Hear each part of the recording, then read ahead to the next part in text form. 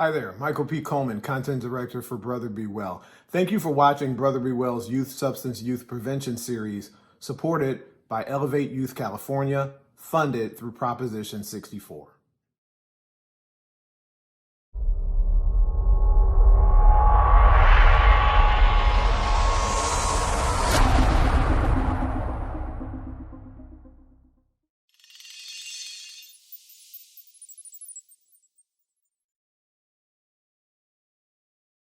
Hey, I'm Michael P. Coleman, Content Director for Brother Be Well, sitting around with a few brothers that we worked with during our Youth Summer Institute, our Substance Use Academy, during the summer of 2023. We talked about a variety of topics, and we're going to try to tackle 4 of them right now. And frankly, any one of these 4, we could spend an hour talking about. We're going to talk about anxiety, stress, burnout, and drugs. And these same guys, go to the website. We just go to brotherbewell.com. We just talked about harm reduction. We just spent y'all 20 minutes talking about drugs. So you know I'm right. We could take any one of these and talk about it, really dig deep. But we're going to talk about them as they relate to each other and then how youth maybe are impacted. So let's just start mixing it up. And to get us started, Joseph, let me go to you first this time around, because I know that I don't think I'm the only person that sometimes conflates anxiety and depression. So I remember I used to say, I'm anxious and I'm stressed, and I meant those as synonyms. They're not really the same thing. And in fact, anxiety relates to anxiety disorders. That's a whole different ballgame than being a little stressed. So can you talk to us a little bit about that? Yeah, absolutely. So first, let's talk about like some of the similarities between stress and anxiety. So both of them are emotional responses to an event, and they both have very similar symptoms. So if you're stressed or you're anxious or you have anxiety, then you might experience insomnia, fatigue, muscle tension, difficulty concentrating. But the key difference between stress and anxiety is stress is usually triggered by an external event. So waking up, getting ready for work, and you're running late, or you got into an argument with a loved one or something like that. Whereas anxiety is more persistent worry, even when the stressor is gone. So maybe that event happened, but you're still worried about the stressor's gone, and days go by, and you're still feeling this anxiousness, and you're having those symptoms of the fatigue, the muscle tension, the insomnia. So those are the key differences between the two. So to paraphrase a little bit, then to make sure I understand, stress, you'll always be able to figure out what's causing the stress. So you're stressed before an exam. Young people have an exam coming up. It's a big test. They're a little stressed. Anxiety, you probably or may not be able to, or probably can't identify what's going on, but the reaction is still the same. Right. Yeah. So stress is typically a precursor to developing some anxiety. Okay. I got it. Well, let's open it up to our youth, Erick, Michael, Joel, and Jayson. Let's start out with Jayson. Have you, based on what you just heard, Jayson, or are you currently exhibiting or dealing with anxiety and or stress? Are you dealing with either, and have you dealt with either? I would assume so. Based off of the differential that Joseph just gave, I'm a little confused myself because I've always considered those pretty similar. So I've always considered myself to be stressed out about future assignments, not really necessarily like in and out, but and then I usually find myself saying that I'm anxious or I'm getting anxiety about things that are happening in the moment.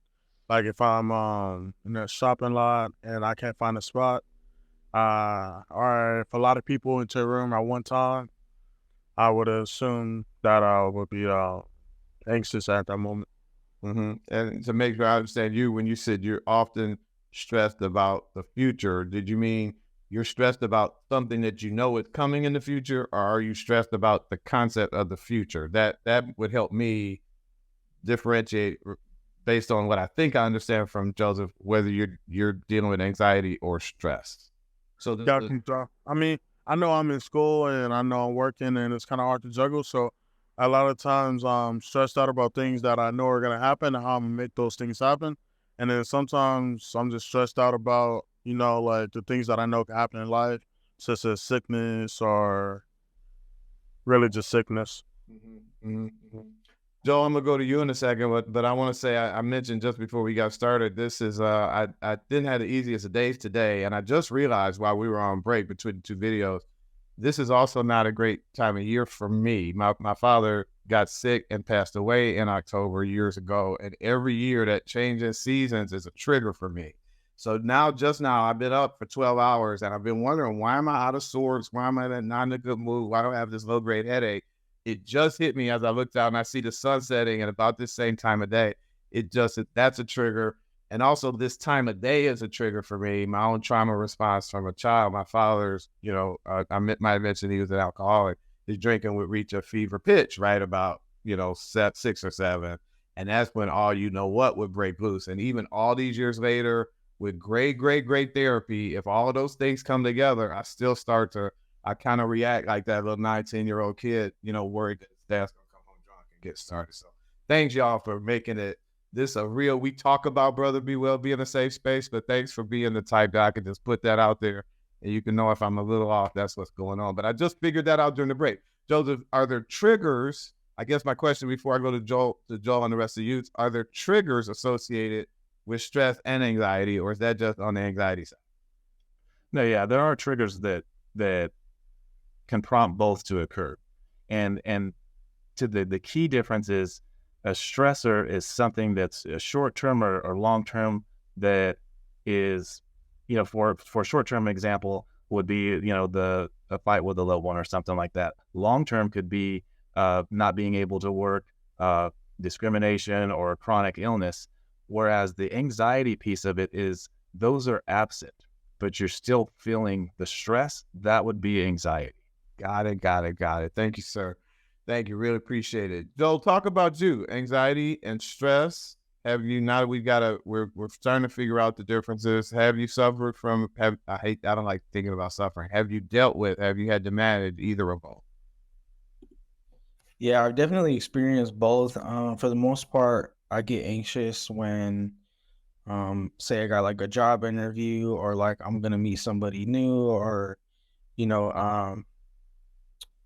what else? Maybe like an assignment is due or, yeah, for the most part, those are the symptoms for me. And I would say stressful is probably when, I have a lot of things that I need to do at once, or, I have a lot of tasks or assignments for school, job, etc., just compiled up in one day. And I'm like, dang, I need to get through this. I need to, get it done. And then it would be like a constant flow of anxiety, and then I'll get it finished, and then I'll be stressed out about the next thing, and then it'll just go back and forth. And the interesting thing for me there, Joel, before we go on to our young people, is the thing. Would you agree, Joseph? The things that stress the young folks out, stress the old folks out too. Joel, other than the meeting new people, that excites me. That doesn't stress me out, but that's probably because I'm extroverted, you're introverted. But the rest of that list would have absolutely been on my list. So. I do definitely get excited, or like, I'm optimistic and happy about meeting somebody new, but at the same time, like I'll get that like good anxiety per se, because it's like exciting, but like you don't know what to expect at the same time. So yeah. And we're gonna get to I want to get through stress and anxiety. We got to still talk about burnout. That's a whole different thing. Michael, how about you? What are sources of? I'm gonna assume that you have at some point. You're 19, I think. So at some point you've experienced stress or anxiety or both. I'm wondering about what those two look like for you. Yeah, I wish it was different, but I feel like anxiety is kind of just part of my day to day. It's something that I just has been in my life for a while. And before this meeting, I would say that I didn't feel stress, but then hearing Joseph kind of say like stress comes before the anxiety. I guess that I do feel stressed, but I can't really like point out to how I feel stressed or when I feel stressed, because I feel like, I don't know, I just don't get stressed. But again, with his definition, it kind of, makes me realize that, okay, maybe I do get stressed sometimes. You strike me, and I've only known you about, 10, 15 weeks maybe. I met you back in May. You strike me as somebody that manages stress really well. And so maybe that's why it's hard for you to figure out if you're stressed or not. You seem to me you've developed in a really short period of time this strategies, I think, for managing stress. That's just me. We got a mental health condition here. I don't know if Joseph, people that manage stress, do people that manage stress well, do they have a hard time figuring out if they're stressed or not? I have no problem deciding when I'm stressed. I know that. So I'm wondering if people that manage it really well have trouble figuring out that they're under stress. That's a hard question to answer because it depends. Because it's possible for people to disassociate, which would make it difficult for them to identify the stresses in their life. But then there's also people that manage stress really well, so there's not a lot of substance there for them to identify what the stressors are in their life. And when you say, could you define disassociate, please, for those of us who are going to Google it while they're not on camera? Tell us what you mean by that.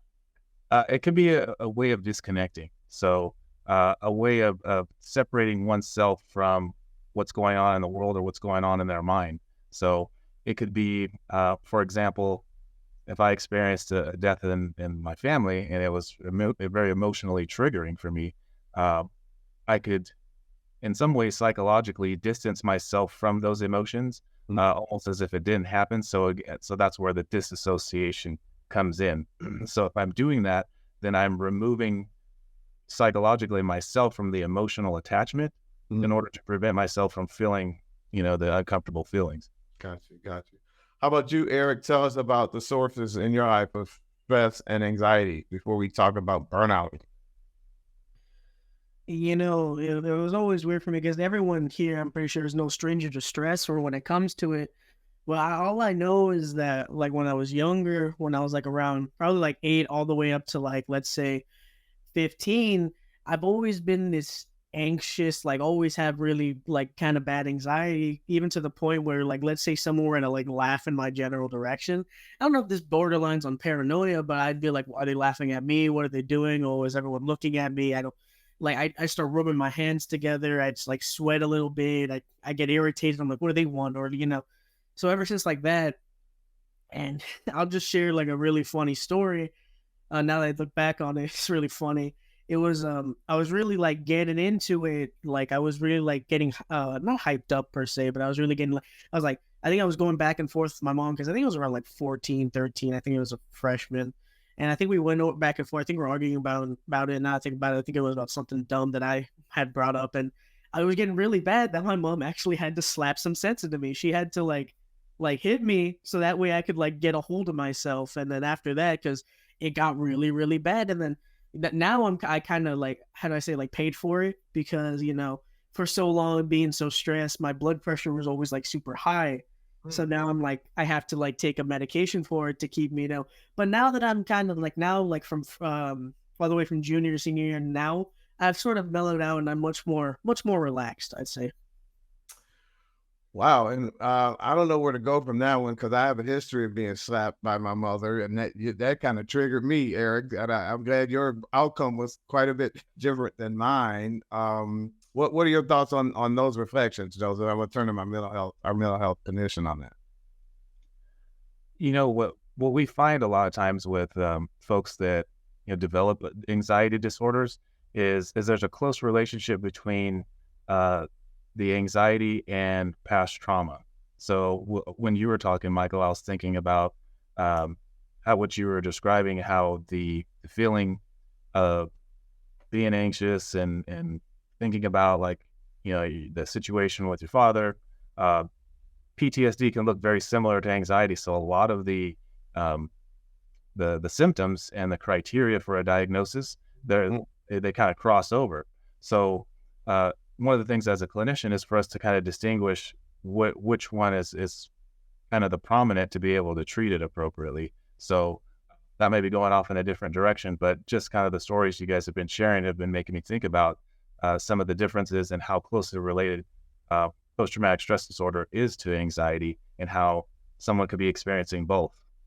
I'm going to already add a topic to the youth chat. So let's talk about PTSD because I remember, I don't want to, we don't have time really for it right now, but with one of my own therapists, when she suggested the first time that I may have PTSD, I resisted that because in my mind, PTSD was people on the front line, soldiers, people in war.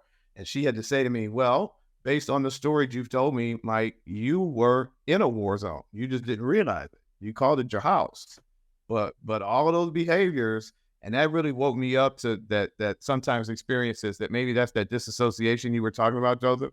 I had kind of, to survive, sort of denied how extreme it really was. And then hearing it back, I was like, wow, I guess that was pretty extreme. So that was the beginning of my own mental health journey. That's a conversation for another video, because we got to talk about burnout now. We talked with our young people about anxiety and stress. How about burnout, guys? Now, you guys you're juggling so many hats. You got a lot going on. And we've talked about before, the world is so much different than it was when I was your age. Who wants to start out talking about burnout? I'm tempted to go to you, Michael, because I bet you're going to say, I'm not even going to lead you. Tell us about burnout. Do you experience it, Michael? And if so, how does it show up in your life, or in your body, or in your life?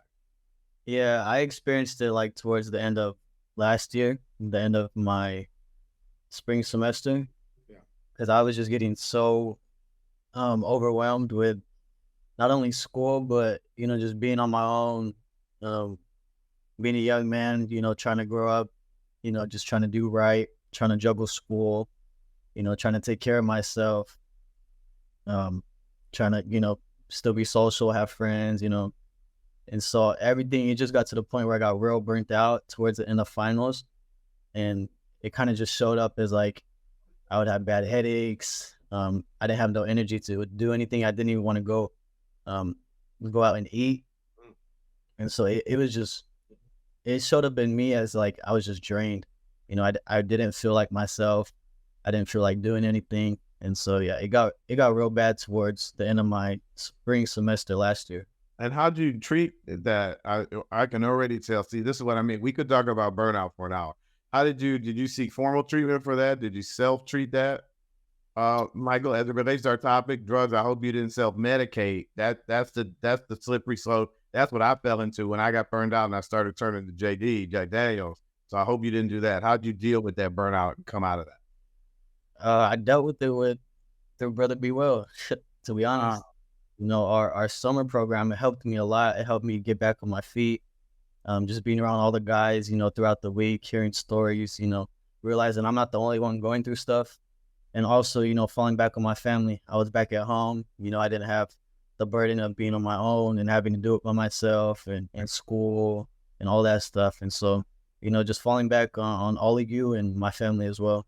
Right. But let's go to Joel. Joel, talk about burnout. Have you suffered from burnout? Are you currently suffering from burnout? And if you have before, how do you know it? How does it show up for you in your how you feel, or how do you know when your life is a little out of kilter? How do you know when you're getting burned out? Yeah, so for me, when I'm experiencing like a burnout or something, or I just feel like super tired and overwhelmed, definitely I'll try to sleep. It'll just be rough for me, hard to think sometimes. I definitely try to exercise too, so your brain can release those endorphins and those chemicals in your brain, so you can feel like you're happy, you're accomplishing something, you're getting through the day, you're getting through all your tasks that you need to do. Yeah. I would say cold showers. I take cold showers sometimes when I'm not feeling too well, or I'm feeling anxious or stressed or just like burnt out a little bit. It kind of just shocks my body, shocks the bones, and lets me know that I'm here. So like, wake up, we got to keep going. It's a marathon. It's funny. I just read an article about that yesterday, about how I think it's in the Washington Post, about how you can kind of reset your body if you're starting to get anxious. They were talking about burnout, but even if you can't do the whole cold shower, take a warm shower, take your usual hot shower, but then at the end of it, do a cold rinse. So for the final minute, and set your watch or whatever, and you stand there. And I tried it this morning, and it did actually work. And if Justin Martinez is watching this, I know he's thinking that's his cold water plunges. He's been telling us for years about the benefit of those cold water plunges. So, Brother Justin, you were right. Science caught up with you, and there's now science that supports that. What about you, Jayson? Talk about burnout and how burnout shows up in your life. Yeah, so it's kind of crazy to just hear Michael and what he just said, because I dealt with burnout for the biggest time of my life this year. Some of you guys that was on the 10-week program with me, you guys know that my father was incarcerated in January this year. So I just had a lot fall on me, and I was trying to keep up to things that I was already doing since school, work, activities like this, and then also trying to be a dad to my siblings, and that just fell on me. And I ended up with, the free time that I had, going out drinking. And as far as treating it, it was kind of crazy because I ended up doing the 10-week program, and just hearing Roland speak about alcohol and how it's chemically altering your body, it kind of steered me away from it. And then after the 10-week program, I didn't really do anything to treat the burnout, but it pretty much eased out and went away. Wow, that's really powerful. Appreciate hearing it. It was a summer, wasn't it? It was. I mean, it tells me it was a summer. We stayed connected. We got that text chain still. People are still sharing stories and connections and all that. And it's good to hear that the program played a role in helping you out of that, Jayson. Both of y'all, for sure. Erick, we touched on you. Did I miss any of my young people talking about burnout? I got a feeling somebody didn't get to speak. Yeah, everybody. We heard from everybody. Let's as we wrap up, because we're already a little over time, y'all, we were going to talk about all of this and as it relates to drugs. So I think when I heard, I'm going to speak for all of y'all, we all have been anxious, even if we don't have an anxiety disorder. We all have been stressed. I don't think you can be a person of color, man of color in this country and not be stressed. So when people say to me, I've never been stressed, I go, tell me your secret. We've all been stressed. We've all had anxiety. We've all been burned out. Can we all commit to not turning to drugs? It's a really easy pivot that people make. And like I told you, 20 years ago, I made it. And luckily, before it got too bad, I got myself some help. But can we all be committed to not turning to drugs when you're stressed and burned out? And within our circles of influence, encouraging other brothers not to do that. Can we commit to that? Absolutely. All right. Appreciate it. Who wants to give? Usually I throw this to Joseph. This is a youth speak, so I want one of my young people to take us home. Who wants to give closing comments as we get ready to say bye?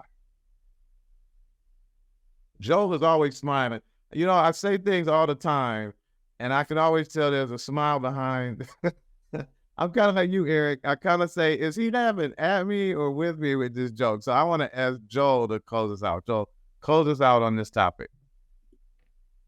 Yeah, I'm always smiling because you got that charisma, you got that good positive attitude. But I definitely would say just if you're going through like a burnout or going through anxiety or stress, definitely talk verbally to someone you trust, someone you can express your feelings to, and definitely go exercise. I feel like exercise, it wakes up your body and lets you know that you're not just in your head thinking about something, because a lot of times people could get stuck on thinking about situations or the past or the future or what needs to be done tomorrow. But you gotta take care of your body too, and you gotta let your muscles and your brain release those endorphins and get that exercise, and then you'll feel like a new person. And I'm just speaking from my experience. Everyone's different, but exercise definitely plays a good role into it.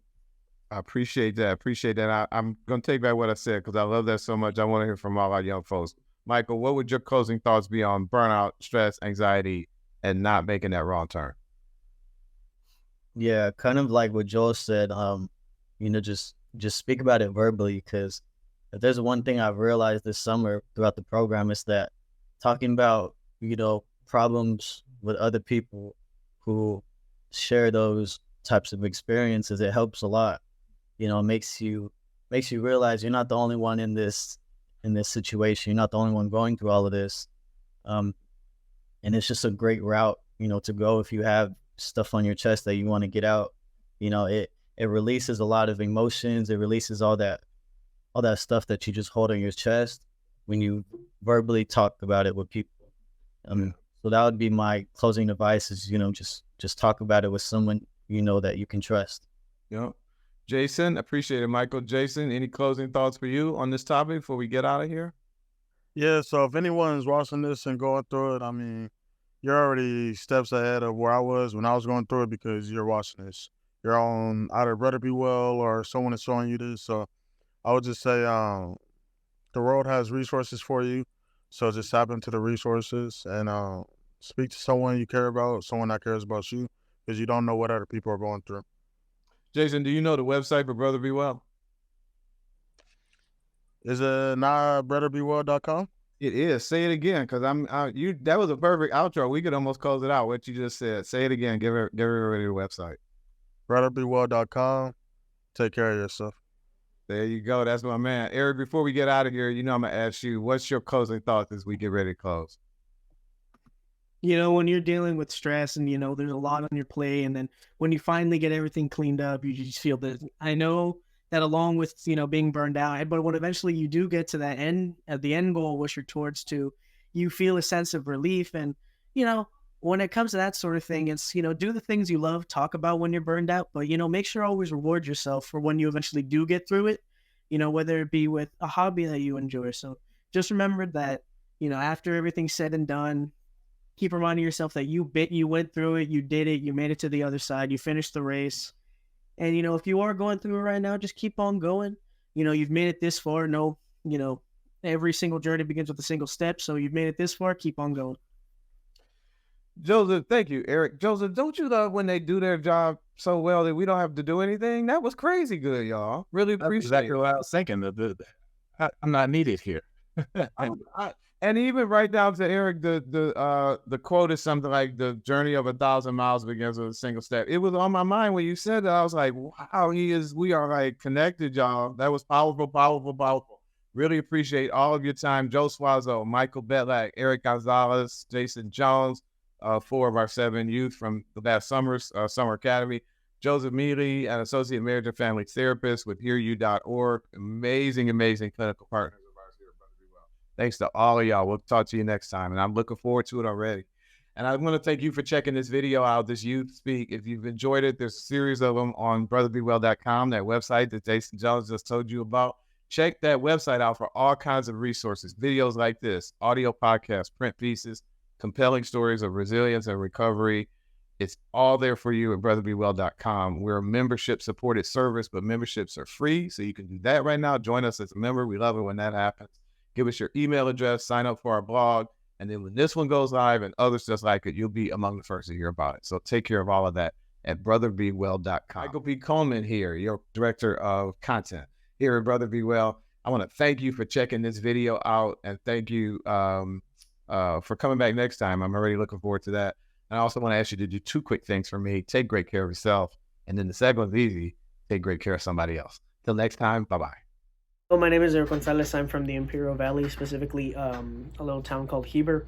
And when it came to Brother Be Well and this whole experience, I can safely say that it has exceeded my expectations, because when I was first introduced by my teacher, Ms. Valadez, when I was in her class, I can safely say that the first thing that caught my eye was $2,000. And of course, being a kid that's about to be fresh out of high school at the time, I was going to be like, I need some money.